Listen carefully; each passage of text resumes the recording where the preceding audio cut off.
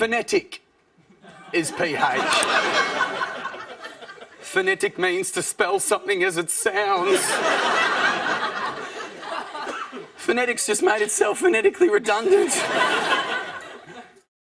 But the thing is, it's affecting my life in a strange way because now I'm using text speak in professional situations. Like I'll send an email to like a builder or something and just a bit of "see you soon, kiss." And just a little bit of like 4 letters, "are you okay?" And he's like, "Are you?" Because I think a 12-year-old stolen your laptop. Like, is everything fine? Because it raises a very interesting point. Why in God's name, throughout the English language, have we been spelling out words when letters are already nailing the sound? Like, if you've already hit the noise with one character, hey, tools down, you've hit your KPI, break for lunch. Like words like, you know, like C, U, B, letters are already nailing that, guys. Like the one that annoys me the most is the word that's spelled Q-U-E, U-E.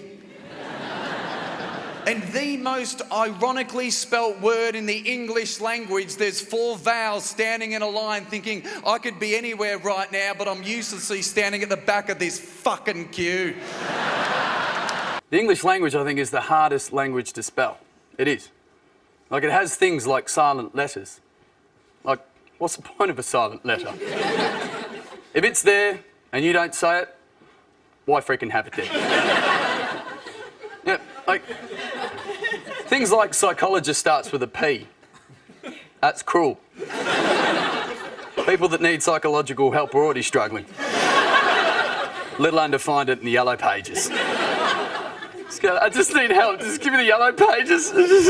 Psychologist, S, S, S. I can't find anyone. I can't handle this more. That's it. I need a knife. N, N, N. One person just got it. Like things like PH is supposed to be pronounced F. Why don't you just use F? You know, like phone is PH, pharmacy is PH. Phonetic is PH.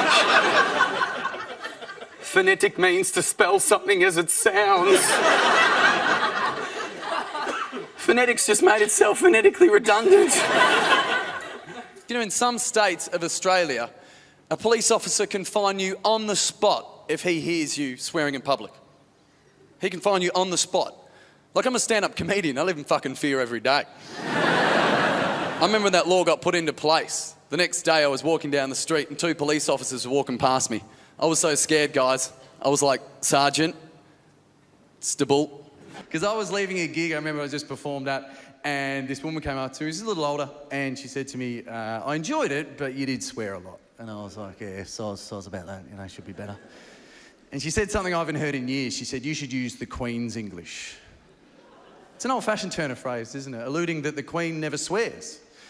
Now, if you break it down, Queen Elizabeth was one of the youngest monarchs in British history simply because her father died of the stress of being the head of the entire British Empire. When he didn't want to be king in the first place, his brother abdicated because he wanted to marry a divorcee. She then married a man. He seemed quite charming, but unfortunately he had some off-colour jokes that were slightly racist and bigoted, and continued to do those in front of cameras and behind the microphones for the whole 99 years of his existence. She then had 4 children, her eldest the heir to the throne. He married a very lovely lady, and they had 2 great children, but unfortunately he was having an affair, and that led to their divorce. He's now married to the woman that he was having the affair with, and unfortunately the mother of his children died in a horrific car accident. One of her other sons being photographed with a man who ran a notorious pedophile ring but refused to go across the Atlantic and actually talk to the FBI about his relationship. One of her grandsons has decided to leave the family business of doing stuff all.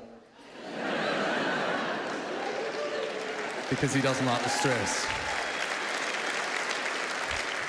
So I'm just saying, odds are there wasn't at least one afternoon where Lizzie was at the back of Windsor Castle, just a G&T in hand, staring at the corgis, going,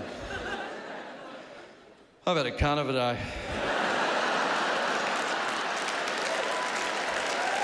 Have a great night, guys. Well, guys, that was a good ride, wasn't it? Why don't you like and subscribe to my YouTube channel and you get more of that. And you can also follow me on the socials. I'm sure the graphics are all there. They're all, yeah, you know what to do.